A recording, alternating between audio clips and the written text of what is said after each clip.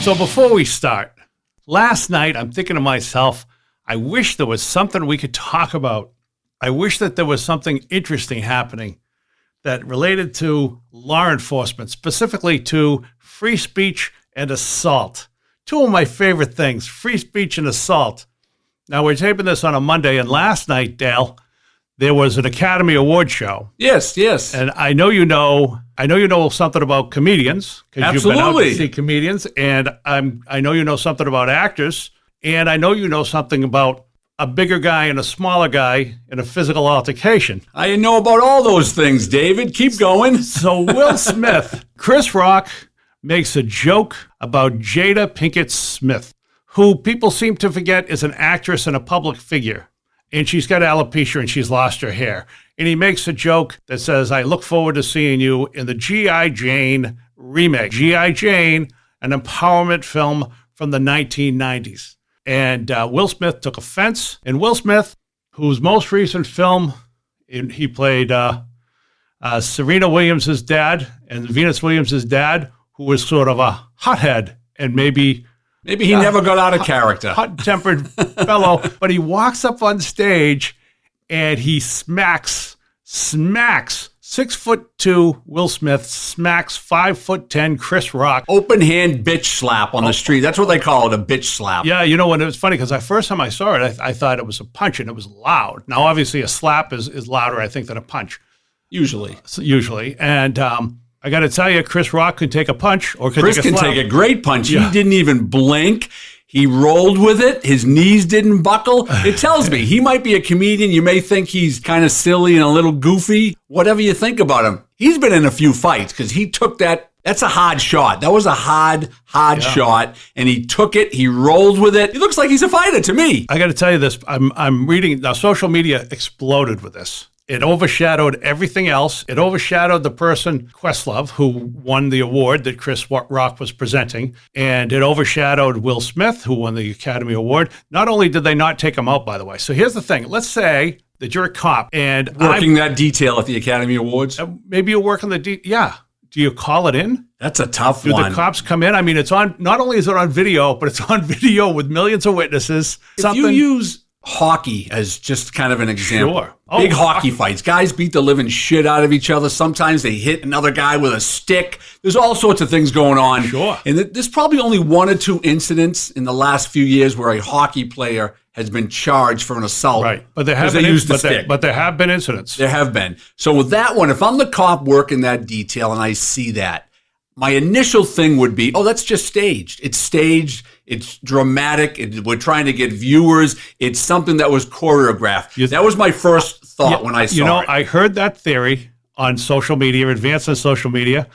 I didn't think so, but maybe. I don't think so. You want to know what I just read before we even went on to the podcast? What's that? Chris Rock, the victim. Yes. The victim in that case has to be willing to press charges. That's the other thing. You see it happen. Now, here's the other thing. They're both wealthy. Chris Rock, now sometimes these websites are way off, but they said they think his net worth is $70 million. Oh, there you go. Will Smith is probably eclipses that by quite a bit. Although he's getting, they both got kids. Chris Rock is divorced. Maybe he's only got $50 million left. A lot of comedians are divorced, aren't they? It's a well-known fact. It's a well-known fact that you cannot have a successful relationship if you're a comedian. All right, so... It's a simple case, Dave. It's very simple. Is this an example where a rich, powerful man gets away with, well, in this case, not murder, but in this case... It's a simple assault and battery. He gets away with a simple assault and battery that's seen by millions of people. Chris Rock, the victim, doesn't want to press charges. It's very simple. If I'm the cop there, I walk up to Chris Rock, I say, are you okay? And he's okay.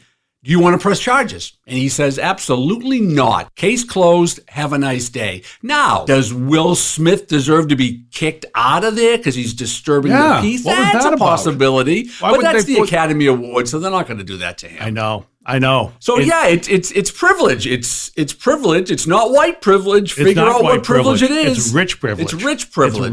So. But it's fascinating because, I'm seeing, obviously I've got a lot of comedians on my social media feeds. I'm just hearing it go both ways. I'm hearing some people say, and here's the other thing. This is why we're going to dovetail into today's subject. There are some people saying that Chris Rock, he was horrible for saying that. Will Smith should defend his wife. That was completely It's justified. comedy.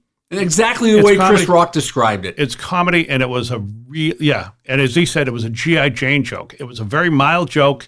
She has gone. He wasn't calling his wife a two-time tramp, which she is. He wasn't calling her that. I don't think. I don't even know if we can say she's a two-timer because it's an open relationship. Yeah, it's an open relationship. It does appear that there might be a situation where Will Smith. She's just a sexual. We'll call her a sexual deviant. How's that sound? I don't know. She's even a deviant. She had what one affair with a woman, and you're gonna blame her for that? My wife calls me that. Yeah, I had one affair with a lady. She calls me a deviant. No, I'm just kidding. But I think the one thing is, and the other thing that goes into this is I know that Will Smith. Well, listen, I don't know anything. I don't know Will Smith. I do suspect that if he had been the 5'10" person and Chris Rock was 6'2", I think he would have stayed right there in his seat. I think this is a situation where somebody is angry about something else. Because I think there were things going on, and reportedly there are things going on in the marriage since she admitted that infidelity on a live feed to him. Yeah. Just like, why would you do that to a person that you had a relationship with? Do you think, let me ask you this, do you think if that was The Rock, Dwayne "The Rock" Johnson, or John Cena made that joke, do you think he went up and slapped one of those two? I doubt it. Joe Rogan. Joe Rogan made that joke? I don't think he's a big guy. He's a martial arts expert. Right, but he's not a big guy, but he can handle himself. Absolutely he can. There's a story, and I have no idea if it's true, but I'm going to repeat it because it's so good, but I won't tell you the guy. Although the guy has gone on to be very successful in Hollywood, you wouldn't know him unless you're in the business because he's behind the scenes. Supposedly, this person annoyed Rogan, and on the handoff at Nick's in Boston, Rogan supposedly smacked him. Oh, really? Like hard, like some martial arts move. I don't know if it's true. That's Nick's Comedy Stop, right? Yeah, Boston. And and this was years ago when they were both in Boston. It's a great story because there have been stories about comedians slapping each other and punching each other and doing stuff on the handoff, and I've never got it, but now I've got to start every show that I do. You got to be prepared. You got to have your guard up, Dave. I'm going to have to work on my boxing. I'm going to have to work on my reflexes again. It's going to be horrible. Oh, Dave, you're in your 60s. You're all done, brother. I'm going to go wear a white flag. Just put a white flag and raise the flag. I give up. Please don't hurt me. Whatever you want to say. We'll have to just tell people at the start of the show, please turn off your cell phones, keep your table talk down to a minimum, and please do not get on the stage and punch the comic. There you go. No matter how much he, quote unquote, deserves it. Because as we know, there is nothing at all that hurts as much as words. Not punching, not kicking, not bombs. You hear that? Yeah, the siren. They're coming after you, Dave. Yeah. The Seaside Studio. We got police departments all in the area, fire departments, SWAT teams. What's going on? I'll tell you this. I know what that cop car is after. Somebody said a bad word, and they're coming off to make their arrest. Because as we know, words hurt more than anything in the world. And it's a good transition into what we're talking about. Once wokeness is in comedy, and it's a little bit in comedy right now, comedy's done. It's huge. It's huge. What about wokeism? Is it wokeism or wokeness? Whatever. So okay. They're both made up words. Yeah. Oh, okay. They're both. Yeah. So that's our whole premise today is wokeism and law enforcement in the military. Not only is wokeism and wokeness are they made up words, but woke, you will now hear, AOC said it, I think about Biden, saying that basically nobody uses woke anymore. And if you use the word woke, you're old and you're passé. There you go. And this is, by the way, this is Inside the Line, Real Stories by Real Cops. We're going to talk about woke issues. I'm Dave Rattigan. This is Dale Lawrence. And if you want to reach us, InsideTheLine.org is our website. Real Stories by Real Cops. How long have you been doing this, Dave? This is like episode 48, 49. It was a lie. I was up reading about Will Smith all night. I'm tired. Yeah, it's InsideTheLine.org. That's the website. Yeah, so wokeism is going to ruin comedy. Already people are talking about it. Some of the comedians that I work with on a regular basis say that they hate playing, you're getting a division. You've got the young crowd, put it this way, you've got the young crowd that won't applaud and won't laugh, can't laugh at certain things in comedy that you and I would think would be mild. Or let's put it this way, we'll not go by you because you've got the marine sensibility as well as humor, but we'll go by me. And I find it pretty mild, and there'll be an objection to it. And here's the thing, I can disagree with somebody and still think that the joke is funny. There are some people, if they disagree with your point politically, they cannot accept the joke being funny. And it is in danger of ruining comedy. Then the flip side is these young crowds, the same thing is true. They're young, and if you hit the progressive talking point, you'll get a big laugh and you'll get applause. But if you try to be thought provoking, you could say a funny line to a woke crowd, and they just won't go for it at all. Right now, wokeness with policing is creeping in. It's creeping in. And soon it will be the military. Absolutely, soon it will be the military. It won't be like in your days when you could just use all kinds of bad words to describe people. The whole reason why you don't want that in the military, obviously you want people in the military to be sensitive to different cultures, different ways of life. However, in the military, and I'll give you the Marine Corps for an example. When I was in the Marine Corps, there was no such thing as a white Marine, a black Marine, a Hispanic Marine. Yep. You were either a light green Marine or you were a dark green Marine. That's how they referred to different Marines of different races. Really? Okay. So there was no distinction. There was no racism. There was none of that in there. Everyone had to work together as a team. Everyone had to look at the other person next to them as an equal, or if not an equal, as a leader. When was this? This was in the 80s. What they're doing to the military now is they're starting to segregate the military. They're starting to group people in different categories and not look at them as soldiers or airmen or sailors or Marines. The military is only as strong as how unified they are. If they're not unified, they will be weak. And if they're weak, they will be vulnerable. And if they're vulnerable, Dave, you better start learning one of two things, Russian or Chinese, brother, because they're going to see that, and they see it right now, and that's a bad thing. It's a very, very bad mindset to put into a warrior's brain, because ultimately, what's the military for? It's to protect our way of life. It's to protect Americans overseas. How do you protect them? Very simple. They kill, they shoot, they bomb. Yeah. That's the bottom line here. It's targets. Absolutely. It's targets. And if you, I've never talked to anybody who's had, actually, I have a friend who had a couple fights in boot camp, and they were black-white things. This was back in the 70s. Yeah, there's little dust-ups. People don't get along. Right. Absolutely.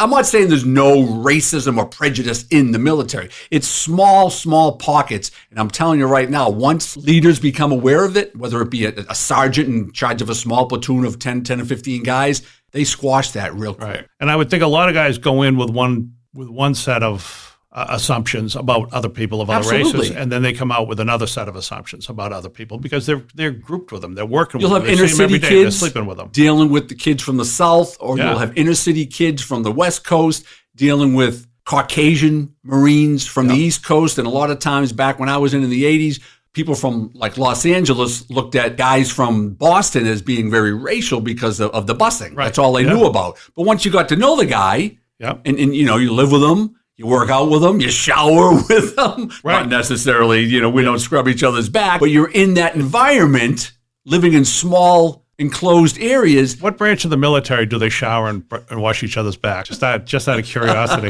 It's probably the Air Force. I knew it was going to be Air Force or Navy. But that stuff is starting to diminish the effectiveness of the warrior mindset, which you need to have in the military. Right. And back then, of course, the 70s and the 80s, and to an extent the late 60s, we were, there was the dream of the colorblind society. The idea of joking about somebody's race would have been a way to break down the barriers by addressing maybe the elephant in the room and just having fun with something that had been so evil for so long. Yeah, the military, when I was in it, was colorblind. I saw just a couple of small little disagreements. And once in a while, it was a Southern white kid having a disagreement with an inner city African-American kid, or a light green Marine and a dark green Marine from different parts of the country. They settled their disagreement. They shook hands. We cleaned up the blood. Everyone was happy, Dave. I mean, I hate to say it, but that's how the military works. When the politicians get involved, and it's the same thing we're going to talk about in law enforcement, when politics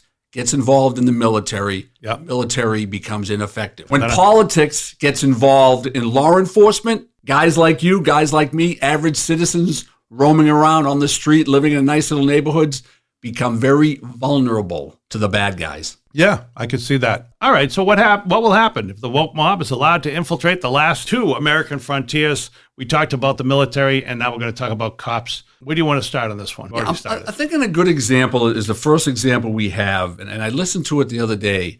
So obviously out in L.A., the crime rate is up. Yeah. Stolen cars, assault and batteries, smash and grabs, people walking into jewelry stores, stealing things, walking into drug stores, walking into grocery stores, just randomly walking in, a mob of people, taking everything off the shelf, walking out, no cops, no nothing. So the LA chief goes on the TV the other day and he makes a statement. Due to the uptick in crime, we suggest that if you have a nice car, you leave it at home. You do public transportation. If you have nice jewelry, watches, rings, necklaces, don't leave your house wearing them because the criminals will target you.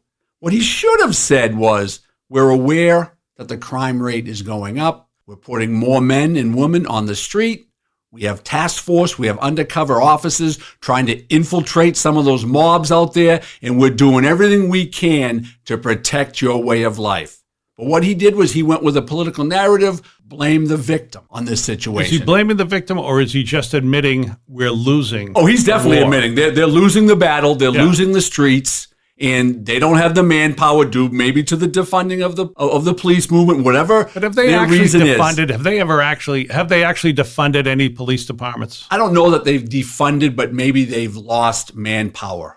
Okay. If they had 10,000, maybe they have 9,000. That means they can't put certain officers in certain positions to deal with certain crime, like that type of a crime. We're talking street level crime. Well, here's the other problem. If you've got overcrowded prison system, I'm sure, well, I don't know, you tell me, are judges aware of the prison system and the overcrowding of prison system when they make sentences?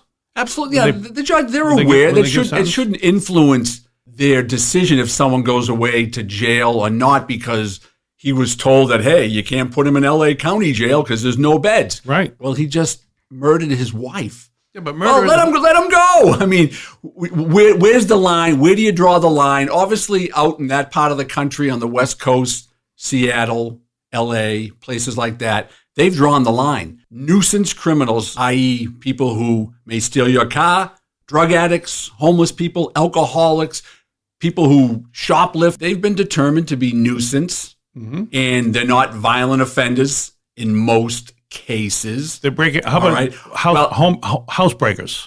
Somebody breaks into your house, steals your stuff, and leaves. Yeah, are you there or it's not? If you're there and they punch you in the face or something like that, violent offender. No, there's no. If it's 9 a.m. and they just break in when no one's home, you might not go. You might not go away. They'll let you back on the street, and you'll do it again, and you'll do it again. So criminals have become brave. They become empowered because the legal system has been politicalized. Law enforcement leaders have become politicalized, meaning they are hired by mayors, they're hired by governors, and that's how they keep in power. And if they go against the political narrative, they're going to be fired, and they know it. And so if I'm a victim of a housebreak, and I've heard somebody wrote about this once, and they were talking about the violation that you feel when somebody comes into your house, which you think is safe, and they steal from you, and you come home and you found that your house that you think is safe isn't safe. Yes, it's the sanctity of your palace. Where do you believe you're the most safe? In your house. Yeah. You're supposed to be isolated from everything that's going on out in the streets. You go home, you kick back, you relax, and then when someone violates that space, you have no other space to go to. Yeah. So that's why that's why many laws are written. You can protect your palace, protect your house and protect your livelihood. You can use deadly force. Right. And if we're not talking about L.A., we wouldn't say a palace. If we say a place like I live, it'll be like your hovel. Your hovel is your... But yeah, that's the thing. Maslow's hierarchy of needs. Primary needs of human beings is security. Security and safety and feeling safe. So somebody can break into your house and they've decided due to budget, politics, whatever, they don't care about this. Yeah, criminals know that in many parts of the country that the criminal justice system does not care, does not see what they're doing as something that is dangerous to the community, and they just let them go. And criminals know that. Once criminals become brazen or overly brazen, they're just going to do whatever the hell they want. Right. And in some instances, in some parts of the country, the homicide rate is going up based on a lot of these political moves that people in power are doing. And it kind of brings you to this thought, Dave. Let me ask you this question. So the LA chief makes the statement, don't go outside with your jewelry, leave your nice car home.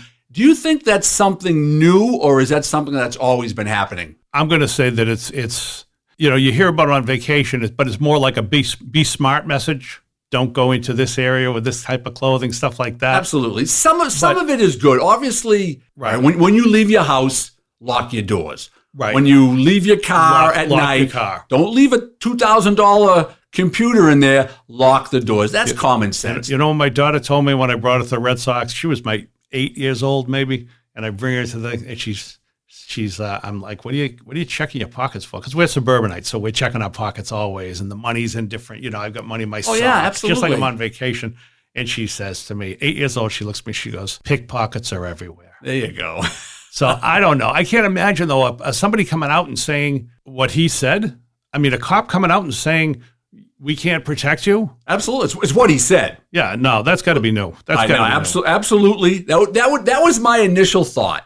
I'm saying that's kind of new. It's kind of new. Although in law enforcement, I've made that comment in my career. But a friend of mine told me, he goes, hey, I was telling him what we were doing the podcast on. He goes, hey, you might want to look up Adam 12. Season 6, episode 5. And here's the audio from the show. 1 Adam 12, see the woman, 415 phone call. I've been getting some terrible phone calls. Was someone threatening you, Miss Rogers? Oh, it was such a shock. I just picked up the phone and suddenly there was this man's voice on the other end. He was saying such terrible things. Isn't there some way you can catch this man? Make him stop? Well, there is one way. The first thing you should do, Miss Rogers, is when you're dressed like that, you should close your drapes. You mean this leotard? But I always wear it when I'm doing my exercises. There you go, David. And you thought it was something new. That was 40 or 50 years ago. Yeah, that's, interesting advice. I don't know that you could. And here's the funny thing. That's actually probably pretty good advice if you're a woman or if you're a man walking around naked in your apartment. Might be not be greeted by a positive. It's not always the best thing to do because what's the initial phase of a criminal? A lot of times the initial phase, especially of a predator, sexual predator, is the peeping Tom. Right. So I've gone to calls where someone has said, there's a young kid looking in my window and would say to them, okay, they're looking in your window. What were you doing? Well, I just got out of the shower. I was getting undressed. You have a right. If you want to be in your room naked, that's fine. I guess if you want to keep your window open, that's fine. But you got to understand that you might have a young little pervert, little deviant in the making next door, and he or she is going to be staring at you. And sometimes bad things can happen. So it might be in your best interest maybe not to do that, but then again, this is America. It's a free country. You have a right. You can do whatever you want. You don't want your window open or whatever you want to do, but you got to understand that there are people out there that might exploit that in a sexual kind of sadistic or evil manner. Right. And that advice from Adam 12 is a little bit different than the police chief coming out and announcing it to the general public. But it's still the same tone has been around for years and years and years. Right. I actually had my neighbor's petition. When I got out of the shower, I finally pulled my drapes after I received the petition from my neighbors. Anyway, here's the second example, and I think this example this one's wild. This is wokeism 101. This is it, baby. I hear reports about this stuff, and I think, well, give me more context. Let me figure out, is this a busy campus police station or is it not? What the crime rate at Harvard. But here's the story, is Harvard University has closed the campus police station because students complained that their substation of campus police was attached to a residence hall and it made them feel unsafe, intimidated, and unsafe. So you've got the cop station right next to the residence hall, and this is making them feel intimidated and unsafe. It's because the perception of police nowadays isn't you should trust a cop should be a friendly face, they should kind of put you at ease. But now the narrative, and something, I'll give the narrative a little credit because there are some cops out there that really give law enforcement a bad rep. Well, here's the other thing. cops are not allowed to eat in the student dining hall anymore. Oh, yeah, at they can't eat Harvard. there either. And I hear that, and I'm like, is this because of classism? Is it because of what we would call wokeness? Or have these cops just been hitting on the girls? No, I I have a little inside information on that because I happen to know a friend of a friend has been a Harvard University police officer for many years. Okay. And Friend of a friend? friend of a Are you friend. sure it's not the barber of the friend of the friend? No, it's a friend of a friend. Okay. And the inside information is yes, the school was pressured by the students. They bowed to the students. However, there are many people in leadership positions at Harvard University who don't want cops there. So it wasn't an easy twist of their arm. It was a very gentle twist. And they said, absolutely, get the cops out of there because we want our students to feel comfortable, have a nice, safe, comfortable learning environment. And yes, we don't want cops in the dining hall either. So we'll bounce them out of the dining hall also. So there was very little support for the cops at Harvard, to include the leadership of the Harvard Police Department, like the chief and the deputy chief, and whoever else is in command and has the ability to stick up for their officers. And the officers know they weren't defended by their leaders. So therefore, now the morale goes down within the department. And what you have is you have a trickle-down effect where the cops say, oh, the chief's not going to support us. The administration of the school doesn't support us. We're not going to do anything. Right. Open those dorms up. Let all the criminals from Cambridge and the inner city of Boston come on in. But Let them do whatever they want to do. I cannot believe that I understand that they would say, if they really want to do it, we'll do it. If the administration is not backing us, we'll do it. I don't believe that they're saying, you know what I'm saying? I'm sure they're frustrated. But here's the thing. I mean, Harvard, I believe, and I don't know much about the crime stats at Harvard, but I'm thinking if it's like most universities, They bury the crime stats. The student on student crime is much more than the resident on student crime, if that makes sense. The people who live in the community are probably less of a danger. Well, you tell me. On campus, which is a bigger which is You're a bigger more threat to likely. the You students? would be more likely to be victimized by another student within Yes. the student community. That was the point I was I'm trying going to make. get to a quick little story, but let me bounce back to what you were alluding to. That you're saying, well, if the cops feel that they're not being supported, they're not going to go to that extreme and say we're not going to do our job. You got to understand cops. Most cops like to do the job. Most cops like to help people. Right. Most cops like to prevent crime from happening. Yeah. They like to identify nitwits out there in the street. They like to pull cars over and educate drivers about speeding and the dangers of speeding in certain communities. So when a cop doesn't feel as though he or she is being supported by the leadership, Yep. they get pissed off. And Yeah. a lot of times they do. They're like the little kid. They just pout in the corner and they're like, fuck you. We ain't doing anything. Right. That Right. does happen. Oh yeah. No, that Absolutely, it does happen. It's a very. I don't know if it's passive aggressive, but yeah, it's passive aggressive. It's okay. You Yeah, don't want absolutely. me. I won't do this. It's like the comedian. They tell the comedian, no dirty jokes. And what does she do? She goes completely off I the don't think that had scale. anything. That was not passive aggressive. That was aggressive aggressive.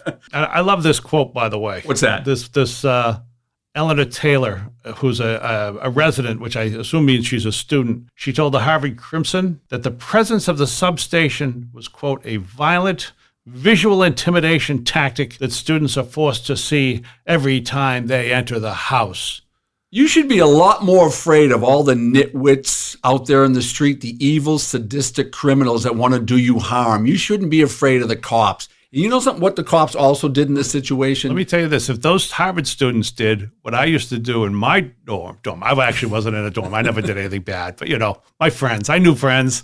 They did bad things Absolutely. in the dorm. But those things are not illegal now. Or most of them aren't. Absolutely not. Anyway, go ahead. Yeah, so basically what I was about to say was cops have to understand one thing. A community that doesn't know their cops doesn't trust their cops. Yeah. The whole thing about community policing is put cops in communities, college communities, high school communities, elementary school, middle school communities. Let the kids in those communities get to know the cops. The guy's just like your dad. He's just like your brother. He's a hard worker. He wants to see the best in people. He doesn't want you to be victimized. But when you pull cops away, now you don't know the cops. No one knows who the cops are. There's no name recognition. They can't sit there and defend a cop. Oh, he or she's a nice person.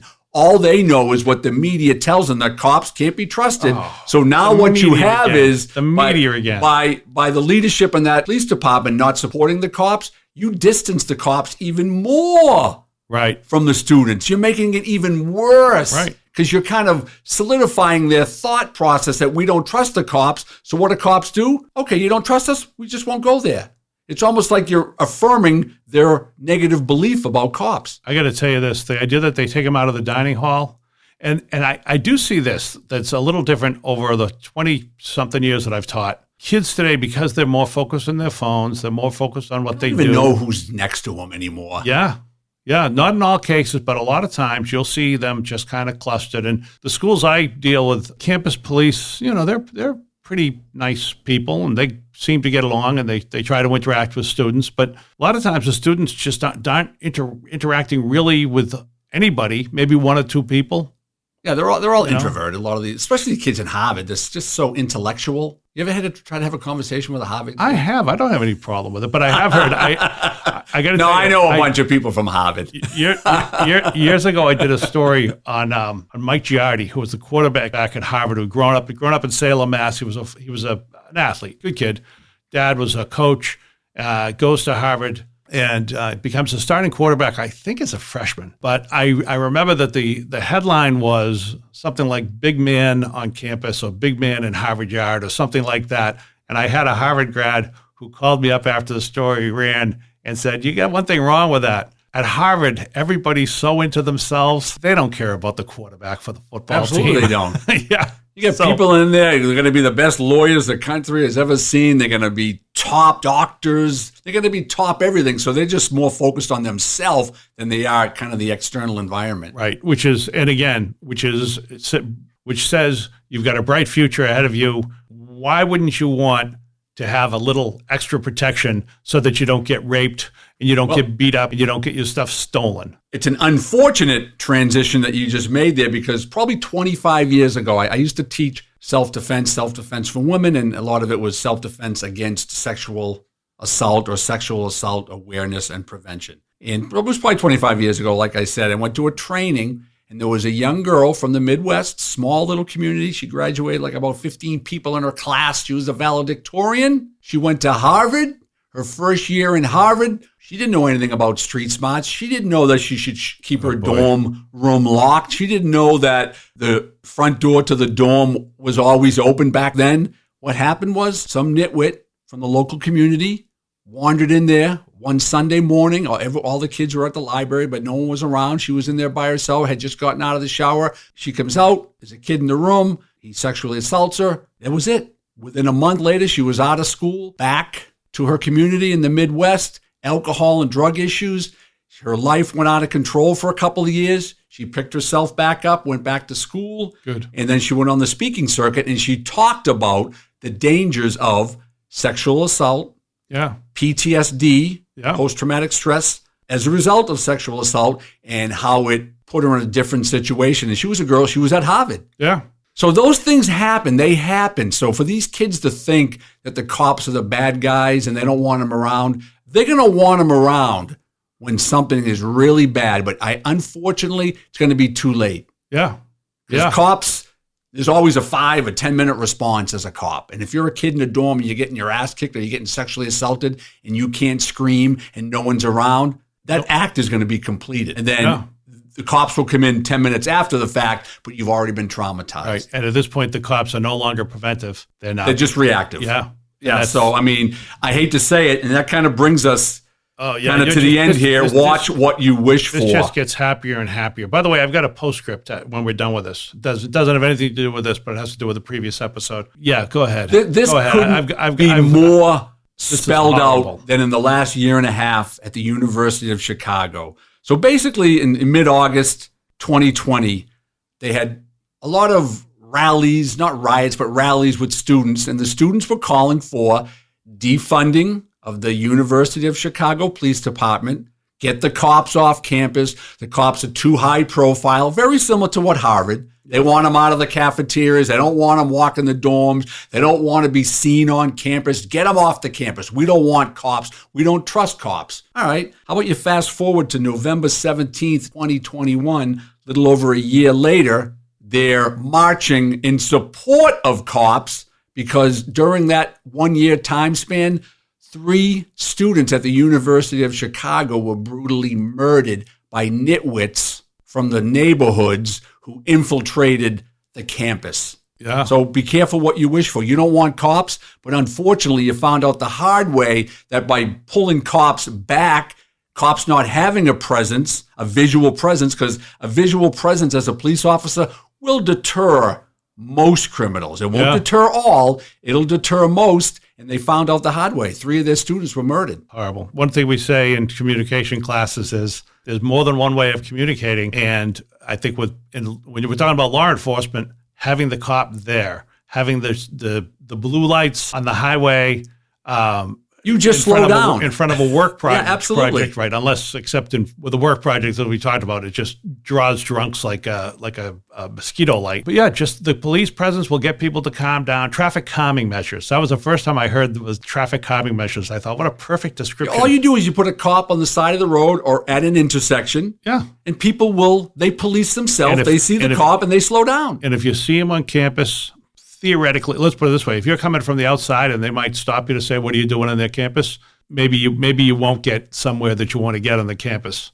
Maybe it'll be a little inconvenience for the students, but if they're there, they send the message to anybody that the campus is protected, and if they're not there, then they're sending the opposite message, and obviously you're going to have a bad result. Well, obviously we're talking here a little bit more about campus cops. Most campus cops that I know and some of the trainings that they go through, they're a little different because they have to understand that their environment is young kids, impressionable young kids who are paying big money to go to that school. And the school doesn't want to have a confrontational environment with the students, the teachers, and the cops. Those are big communities, and they try to bring the cops into the community, let the kids know them. So a lot of colleges do that. But for Harvard, and the leadership of the Harvard Police Department to bow down to that mentality, they just did their whole police department an injustice. Yeah. I would hate to be a cop on that police department. I don't know how colleges, how they navigate the new, and they want the students to think, they want the students to make the decisions. I once did a story about a college, and I kept referring to them as the kids, and they would say, they're adults, they're adults, they're adults. And then I wrote the story, and one of the students that I talked to made a reference to buying condoms for college. Coming to college, you need to buy condoms. There you go. And the next thing you know, they're calling me up, and they're like, how could you quote him? He's just a kid. So they're a kid when they make a mistake, and they're an adult all the rest of the time. Absolutely. They're not. They're becoming, but they're very early in the process of becoming the people they're going to be.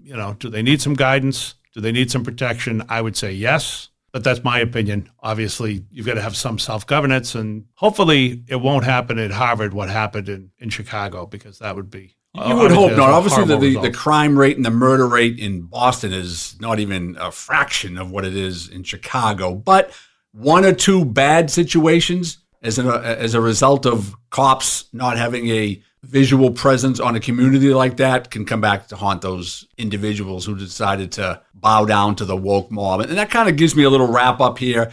If you're a leader in a police department, or if you're a leader in a small town, city, you need to support your law enforcement officers. You can't allow the woke mob to infiltrate a law enforcement agency, because ultimately the safety and security of the citizens, of which a mayor or a police chief or a leader within a police department is a citizen of that community, and you don't know if evil is going to come knocking on your door. So you better make appropriate decisions that keeps the whole community safe, and not bow down to a very, very small percentage of the community that wants to instill their radical view on society upon you. It's the happy end. That's a happy ending, Dave. You sound like and not the happy endings that you're used to at your massage parlor either. You sounded like Jerry Springer at the end of his show. The only thing you didn't say was take care of each other. Before we end, I did have this. And by the way, If you like us, please share us. We're trying to build our audience, and we appreciate you guys. This is from a friend of mine, and I can't say his name because I didn't ask his permission first, but I just thought I should read this to you. This is a message this is from last week. He's a loyal listener, and last week he listened. And you remember your little story about the person who had found the powder, and you said, "Oh yes, take a sniff. If you get high, it's coke. If you die, it's fentanyl." They were great advice, very thoughtful, very warm, loving. Anyway, this is what he wrote to me. He wrote, "Dude, your podcast grabs me from the start every time. I once was handed a pack of powder, assumed it was coke, did a fat line. It was meth. My face was on fire, and I was up for 3 days and nights, wired out of my skull. Ugh. Didn't eat for 3 days." When I did finally get my appetite back, it went right through me while on a bus. I shit my pants in a public bus. That was my rock bottom. Now he's in recovery, so maybe they did him a favor. Absolutely, with that fat butt. Let me just guess. Is he a comedian? I'm not saying. All right, I'm not saying. But he also had something to say about the impersonating a cop. This is not quite a cop, but he said, I worked a bar once where a guy came in and slapped a liquor control board badge down in the bar and demanded to see licenses or he was going to shut the place down. I freaked. Turned out it was a friend of the owner's sent in to test me. He was not a liquor control agent. Is that impersonating an officer? No, it's not. But liquor control agents, the ones I've dealt with, and probably 10% of them are nitwits. They'll go in solo. They'll go in there solo, plain clothes, and they'll throw down a badge and they think they can own the place. Unfortunately, they're in a bar, people are drunk, and they can become belligerent. The normal, by-the-book liquor control agent who's going to go out and do bar checks will call the police department and we will send a police officer with them. Which makes a lot of sense. Makes more sense that you would know. Why wouldn't everybody do that? Because people, they want power. They think they're a big guy. I'm walking into a bar, a college bar. I'm fearless. I'm fearless. Okay. Yeah.